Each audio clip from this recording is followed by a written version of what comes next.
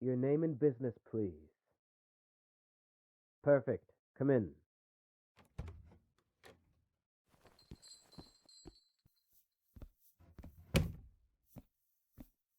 So this is the one who caused you so much trouble recently. Did they behave themselves on the way here? That's disappointing. I thought they would have had a little more fight in them. That will be all, Captain. Make sure your men know to leave us alone for the rest of the night.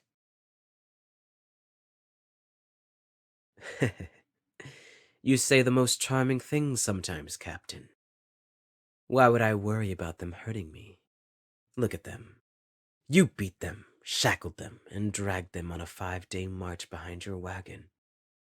I'm frankly impressed that they were able to walk up the stairs to my chambers.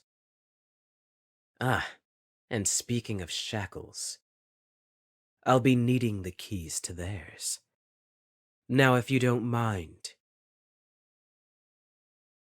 Tell me, Captain, did you search them for weapons once you subdued them? I thought so. And they didn't have any, correct? Or if they did, you took them? Then tell me, when and where do you think they would have been able to find a weapon while bound hand and foot, in chains and under your watch? Do you think they're capable enough to have stolen a knife from one of your men? Or a stone from the side of the road, perhaps? Then unless you expect them to produce a knife from mid-air, you don't need to worry. I'm more than capable of fending for myself against one failed rebel. Besides, look at them. It's a miracle they're able to stand right now with how hard you drove them on the journey back. Now, Captain, you know I would never disparage your methods.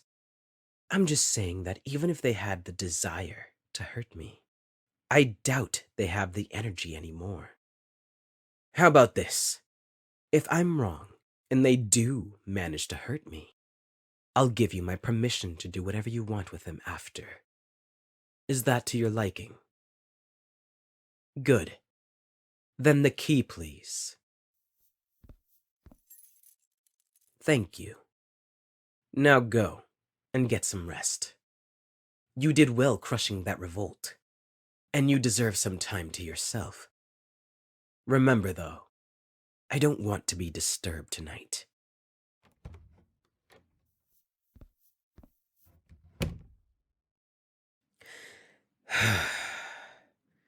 You'd think that 5 years as captain of the guard would have made her a little less fretful. She treats me like a child sometimes. She's fortunate I find it endearing instead of impudent. I mean, really, does she honestly think you could hurt me like this? Now, there's no need to be nervous, love. If I wanted to hurt you, I wouldn't have brought you to my private chambers. I would have taken you to the dungeons instead. The fact that you're here, instead of having your fingernails peeled off, should be proof enough that you're safe with me.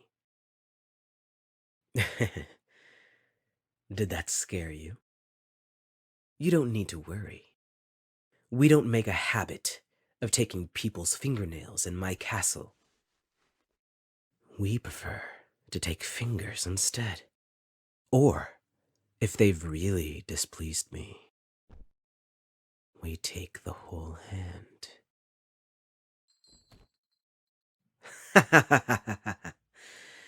A few words and you already falling to your knees for me. That's precious. I'm only teasing you, love. There's no need to be so serious.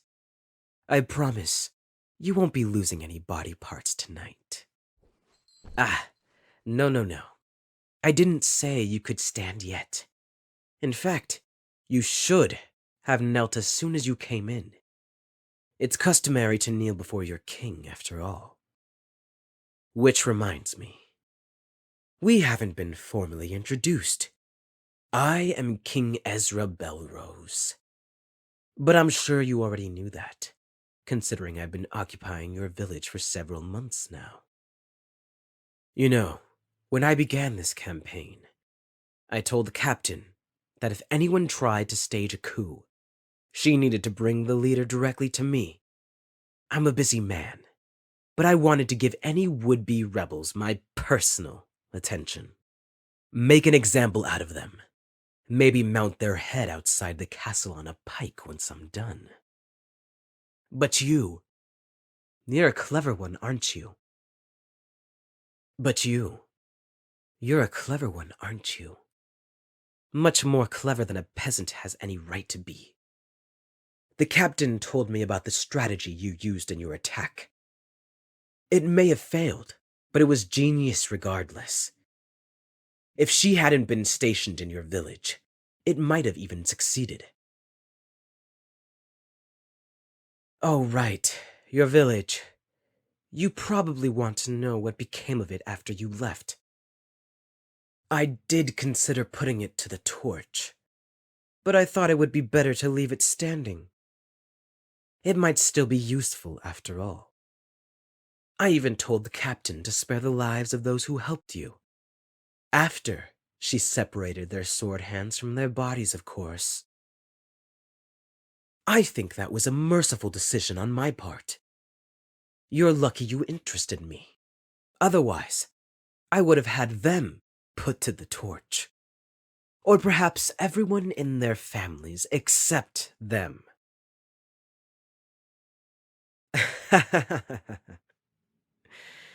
Did you not like me saying that? That look in your eyes is darling.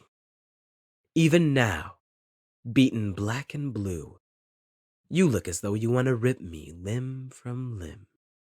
Before you get any ideas, though, I'd like to remember that my guards are very protective of me. I mentioned losing hands, but if you hurt me, you'd be begging them to leave it at that. What am I going to do with you? Yes, that is the question, isn't it? I've been thinking about it ever since the captain wrote that she was bringing you back. With how interesting you were, it didn't feel fair to have you executed. And now that I'm seeing you in person, I don't know how I feel about locking you up either. In fact, let me take a closer look at you. Stand.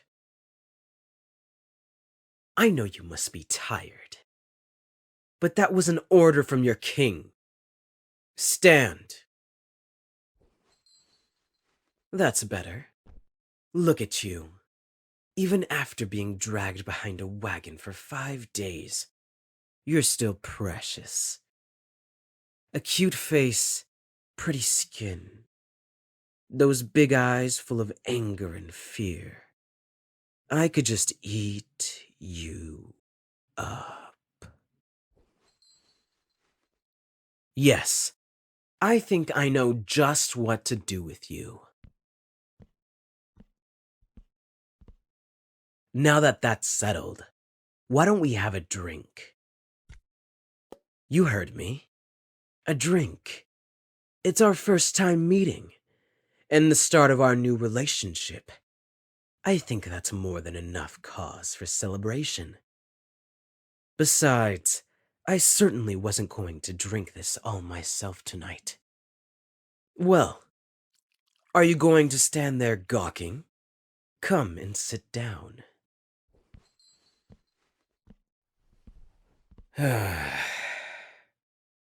I must say, there's nothing like sitting down with a glass of wine after a long day. Being a king may have its perks, but it's exhausting all the same. What's wrong? I told you to sit down. Why, you're right. I did just sit in the only chair. How silly of me. In that case, you'll just have to sit here in my lap. Careful, love. You wouldn't want me to spill the wine, would you? It's much too good to waste. If it's spilled, I'd have to make you lick it from the floor like a dog. That's what I thought. Here. I wasn't expecting to need more than one glass, so I hope you'll forgive me for going straight to the bottle. I try not to make a habit of it, I promise. Earlier, I mentioned our new relationship. You want to know what I meant by that, right?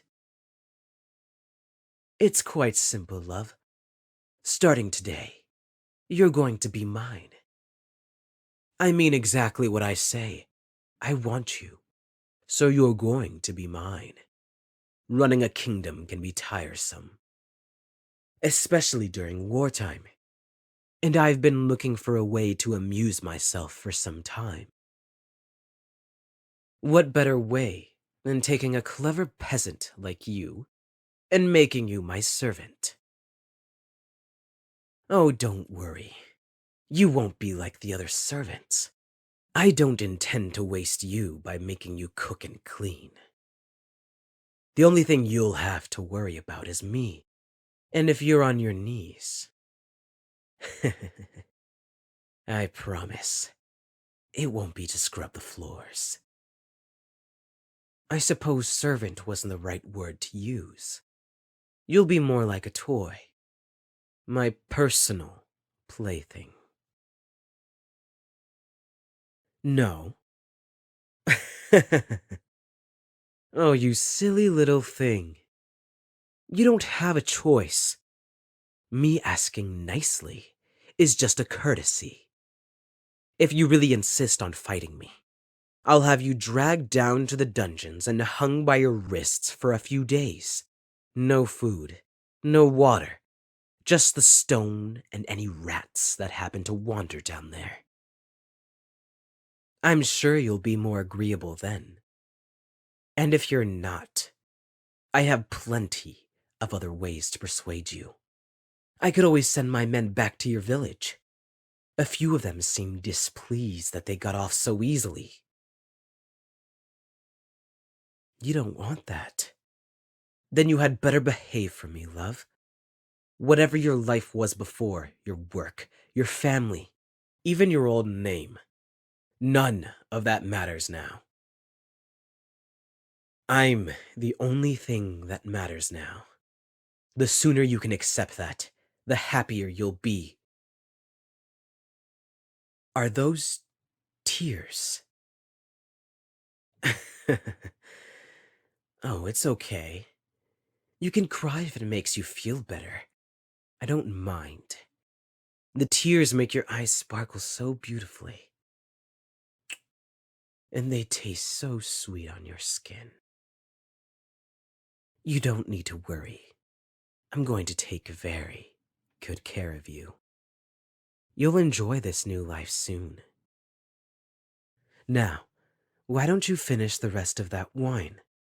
Once you're done, we'll see about getting those shackles off. Would you like that? Here's your first lesson, love. When your king asks you a question, you answer, "Yes, your majesty," or "No, your majesty."